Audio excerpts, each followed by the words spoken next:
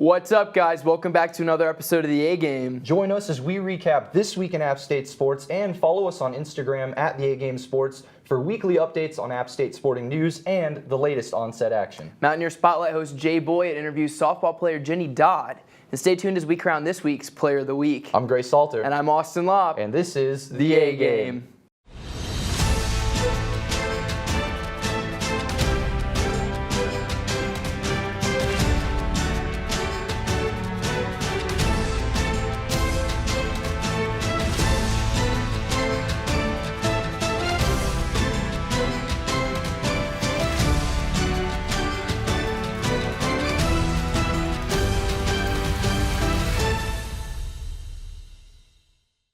App State women's basketball defeated Marshall 83-71 on Monday night, punching their ticket to the Women's Basketball Invitational semifinals.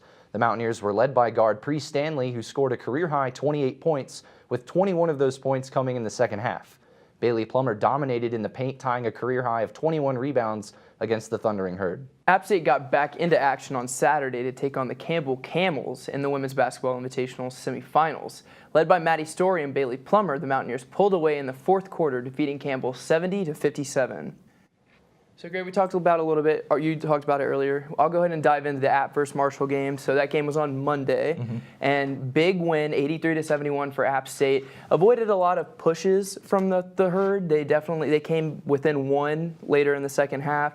They were able to push it back. We see this team a lot is able to win those close games. I believe it's 5-1 in those close games when they're decided by 5 or less. Obviously, this game had a little bit of a bigger differential, but it's good to see that they're still controlling these games. Bree Stanley drops 28 points. She's an absolute baller, and we already knew that. Bailey Plummer still has that wall built in the paint with her name on it. She has 11 points and 21 rebounds. She's chasing that rebound record, and with another game to play, I don't think that she won't get it. I don't see a reason why she wouldn't. But all 5 starters scoring in double digits. This team is moving the ball. They're getting to the basket. I am very excited to see what happens, but there was a whole other game in between that. I'll let you get into that one. Yeah, absolutely. And, I actually got the opportunity to call that game courtside, so I got a good view of that App State Campbell game, and I got a chance to talk with Coach Elderkin before that game about the performance they had against Marshall, about the prep leading into Campbell. And she told me, number one, the fact that those games against Marshall and then obviously Campbell were played in the home center was a huge deal for them. You talk about closing out the game 5-1 when the score is close at the end like that. I think the home center was a big deal. The home center was full of people in the crowd both nights, and I think that might have played into their energy down the stretch.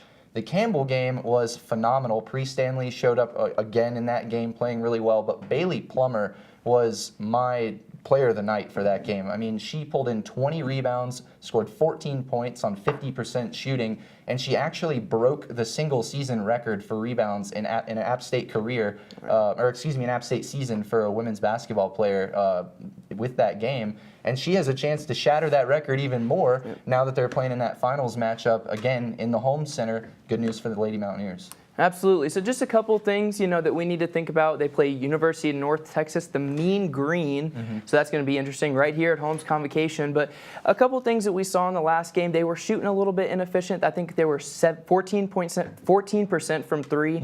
Things like that got to get fixed. They had it a little bit lucky because Campbell did shoot 33.8% from the field and just 21.4% from 3. So they had the opportunity to kind of, play a different game and not hit some of those shots. Yeah. But against this team, I think that the Mean Green were 18-15. They've been on like a 6-game win streak.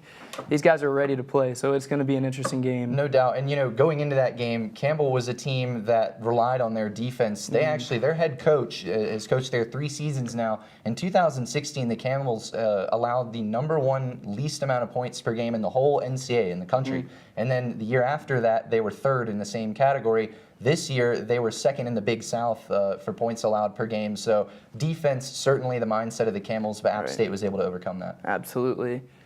So App State will play University of North Texas Mean Green in the Women's Basketball Invitational Championship this Wednesday at 6:30 in the Holmes Convocation Center, and we hope to see you there. After the break, Mountaineer Spotlight host Jay Boyd interviews softball player Jenny Dodd, and we recap this week in App State sports. Stay tuned. I'll never forget the day our landlord called and said, "Read your lease. No pets allowed." My owner tells him my dog ate the lease, but that didn't work. And now I'm stuck in a shelter. But this pit bull is ready for a new crib. I'm loving, loyal, and play well with others. So don't be intimidated by all my muscles, because the biggest one I have is my heart. That's right, I said it.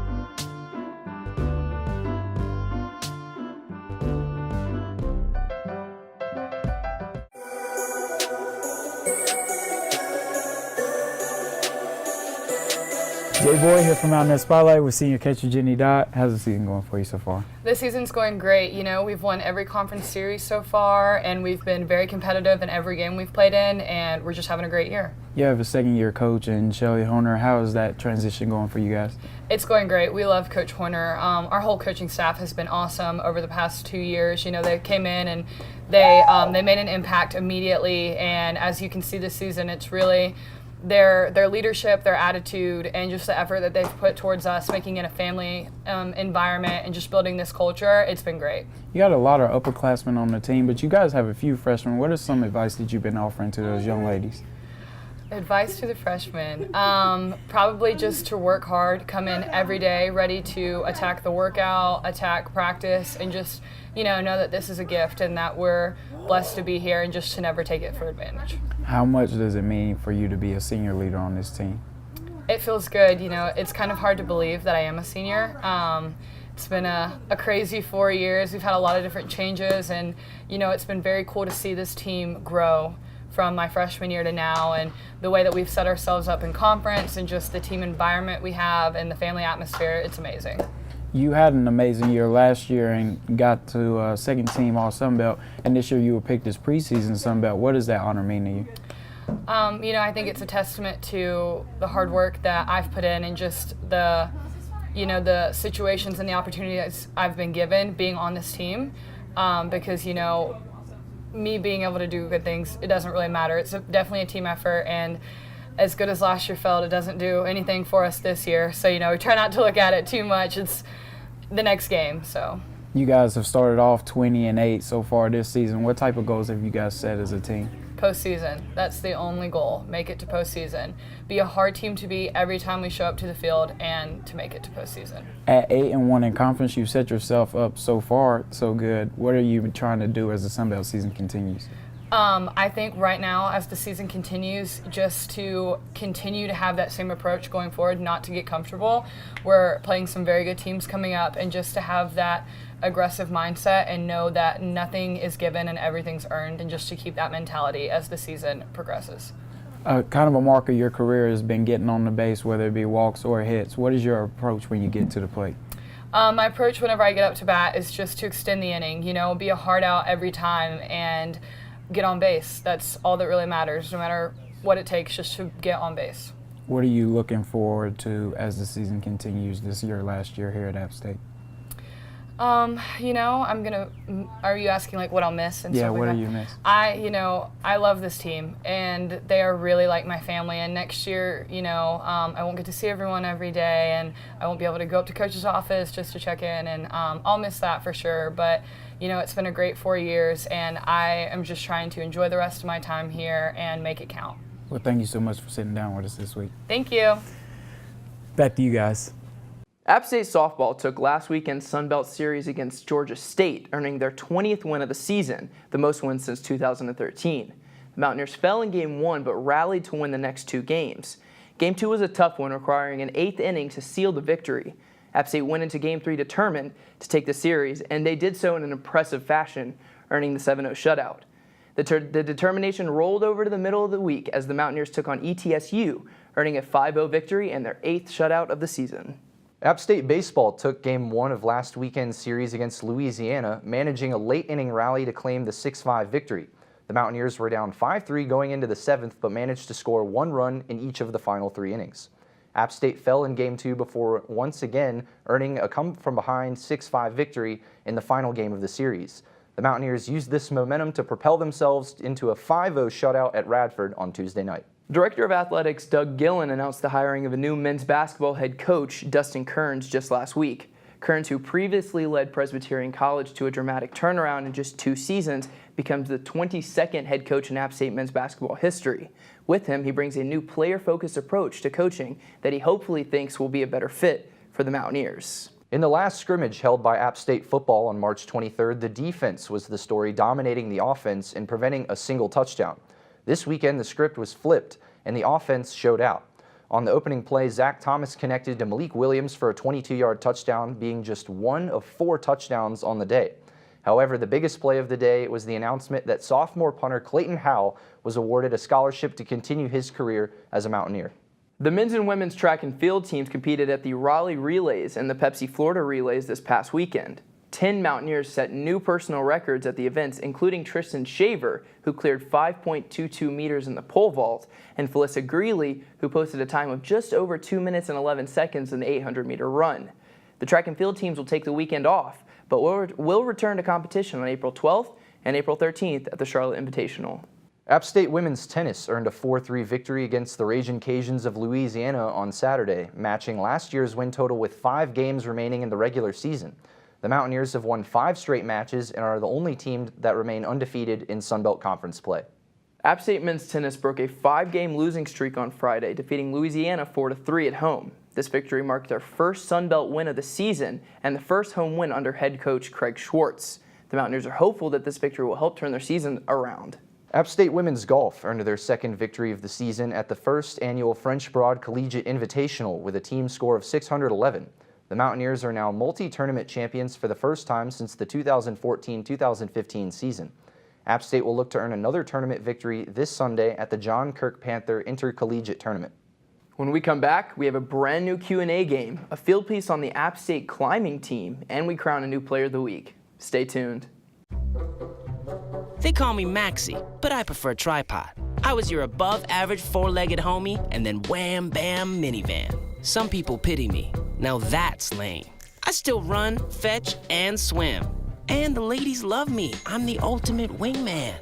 Just don't ask me to high five.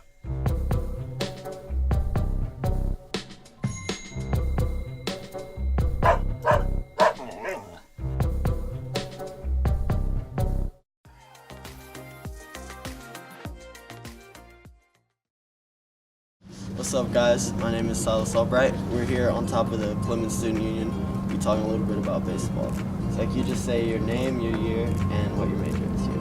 My name is Morgan Ferrier. I'm a sophomore, and I'm undeclared.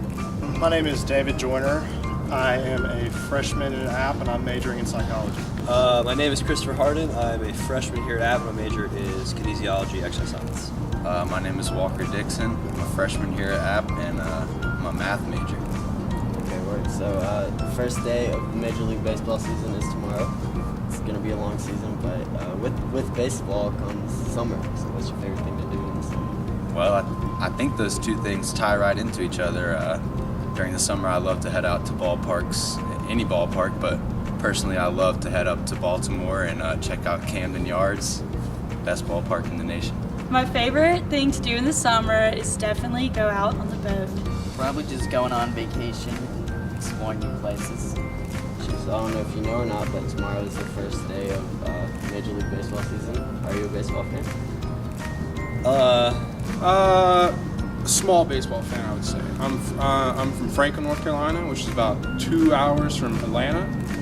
So I've been a low-key Braves fan, I guess, just from living there. But yeah, not much, but I'm kind of into it. I do like baseball, but I don't really know much about it. Not a big baseball fan, not really. If you had to pick a favorite team, what would you say? For baseball, MLB? Yeah.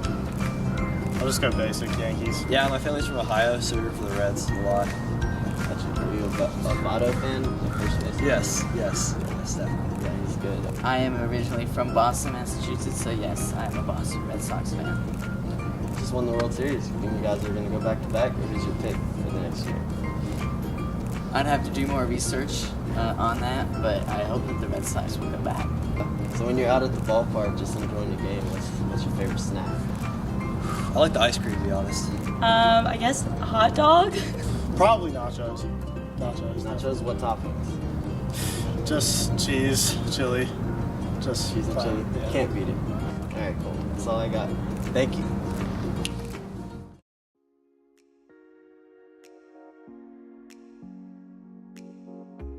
trying to teach people about climbing has made me learn so much more than I ever was learning as I was just trying to learn myself. Because to explain something to somebody, you really need like a rich definition and a rich understanding of it. And that's what that has given me, more so than changing it, I guess. I think climbing is unique as a sport because it's not only individual. It's an individual sport, but you can compete as a team, which is pretty unique. Also, the mental aspect of it and how it involves solving things like a puzzle is pretty unique. As climbing is growing as a sport in the past little bit, people are constantly coming into it more, but it's also evolved in the time that I've been here. When I got here, the idea of indoor climbing was very frowned upon and sort of looked down on as an inferior form of climbing over outdoor climbing. And part of what I wanted to do as a president is get people excited about indoor climbing and specifically competition climbing. Josh stepped in as president and he really stepped up the game. He focused on getting anybody and everybody involved, and I think over the last couple years it just hasn't been like that. I remember practices where there would be like 3 people would show up and one of them would be an officer. And this year, every single practice, Josh has been there.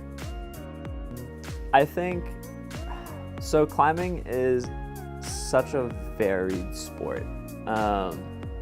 I think there are so many different ways that you can express your love of climbing, whether that be through really weird jump moves that are super athletic and coordinated, or pulling really hard on tiny holds, or pulling really hard on slopey holds, or really liking body tension. So I think that it can be really attracting to everybody because there's a little bit for everyone. I think we're always continually looking for people who are interested in climbing and making sure that they feel welcome, and really striving to welcome anybody and everybody who wants to climb. I can never say too many good things about the community and just how loving everybody is and welcoming everybody is. And I've done a lot of sports with my family because my dad raised me to be very competitive, and I've never entered a community and immediately felt so involved in it in terms of sports. And now it's time for our Player of the Week. Our Player of the Week this week has been an unstoppable force on the court all season long. We're talking about Bailey Plummer. Plummer earned her 9th double-double of the season on Saturday and became the record holder for the most rebounds in a single season in App State history with 441. It's crazy stuff, and she's gone over 20 rebounds in 3 of the last 4 games she's played in. Crazy stuff from Bailey Plummer, and no doubt she'll play a huge factor in the WBI championship game this Wednesday night. And Austin and I, everybody, we want to see you there for sure. Absolutely. Pack out Home Center. We are ready to go. But as for just in the studio, that's it for this week's episode of The A-Game. Thanks for tuning in, and remember to give us that Instagram follow at The A-Game Sports for all the latest A-Game content. I'm Austin Lopp. And I'm Gray Salter, and thanks for watching. Join us next week.